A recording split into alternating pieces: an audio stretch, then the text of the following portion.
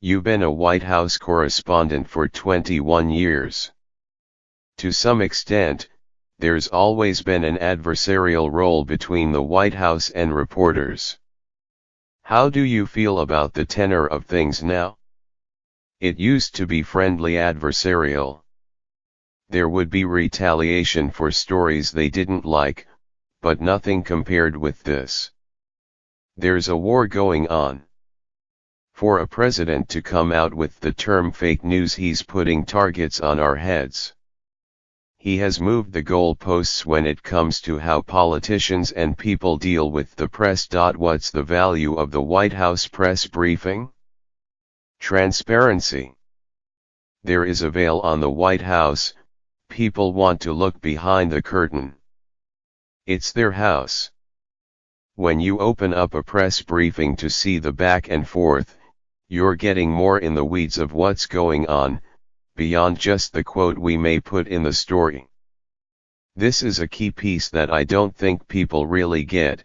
When you talk about the press, it's not about journalists, it's about the free-flowing information that the American public is supposed to get. When you bash the press, you're bashing the idea of getting truth out. What's the public opinion of the White House press corps? It depends on whom you talk to. We're so tribal now. There used to be a day when you didn't know the person's politics. The line has been obscured between facts and opinion. I think it started during the Clinton years, and it just kept getting progressively worse.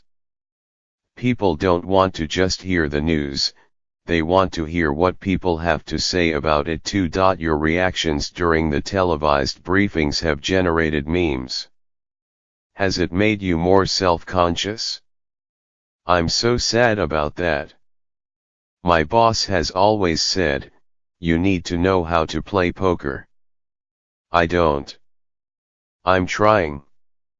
The last time I was really caught off guard was when Sarah Huckabee Sanders said something about people's minds being in the gutter after President Trump's tweet about Kirsten Gillibrand.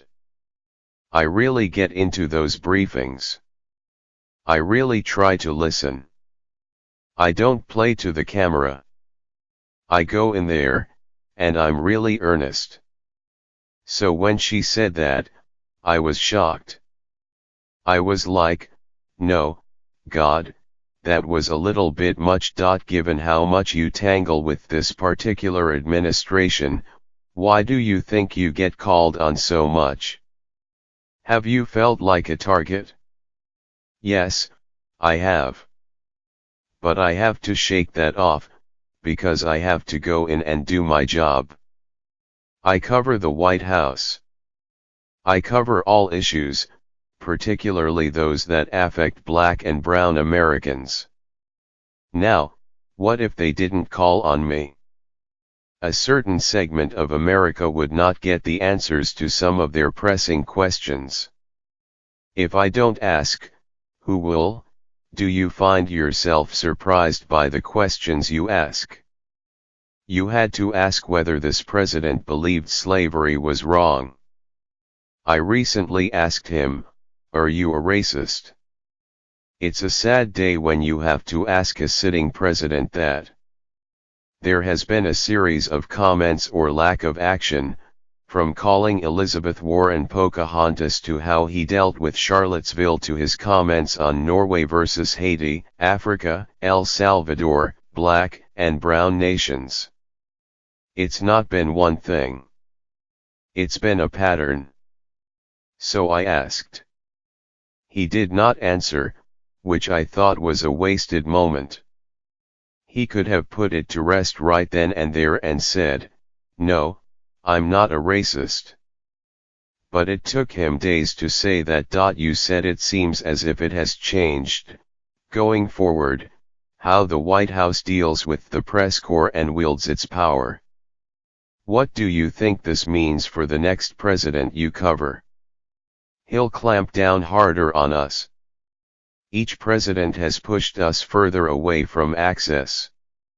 Who knows what will happen or what another president may want. They may not want to be followed. President Obama didn't like being followed, for example. This president hates us. He's warring on us. Once we lose ground on something, it's hard to get it back.